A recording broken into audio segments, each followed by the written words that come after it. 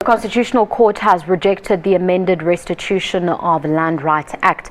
In 2014, government reopened the land claims process, allowing those who are forcefully evicted from their land to claim.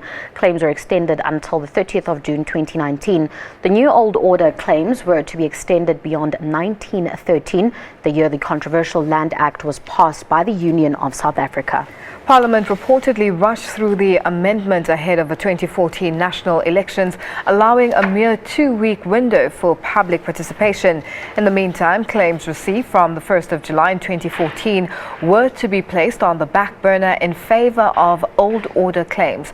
Parliament has been given 2 years to remedy the defects in the Act, but others like Agri-SA lament that uncertainty prevents farmers from planning ahead. Now, for more on this story, we are joined on the line by Constance Mogale from Lenasia in Johannesburg. She's the former director of the Land Access Movement of South Africa.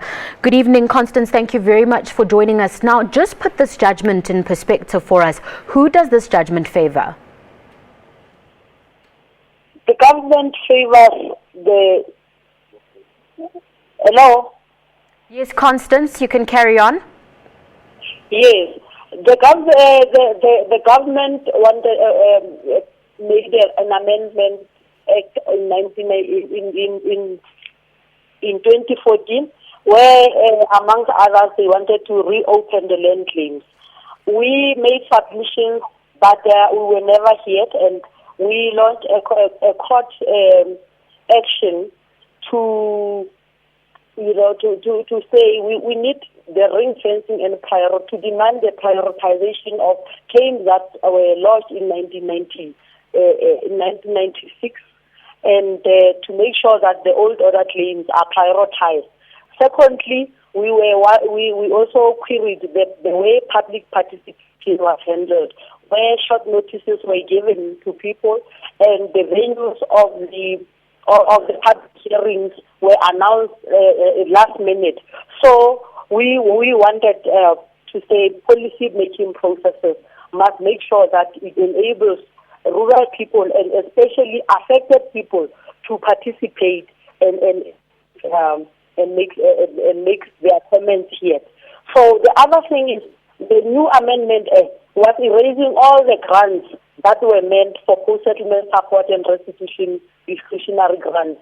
But the grants are now conditional, where people have to provide business plans and act like any business or project. But restitution of Land Rights Act is a right-driven program which aims to recognize the past injustices that people were forcibly removed from the land, and now they have to get that land back.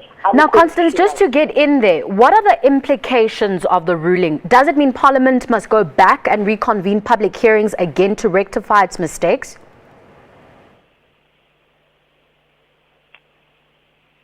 Yes. The implication of the ruling means that the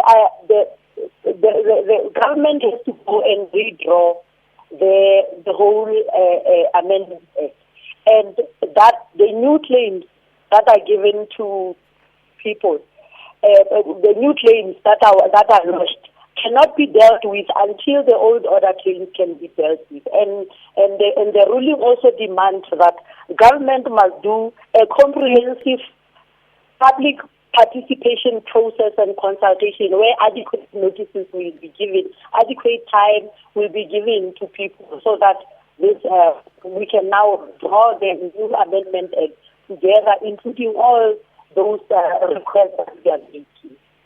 Constance, we'll have to leave it there. Thank you very much for joining us and giving us more information on this issue. That was Constance Mogale, former director of the Land Access Movement of South Africa.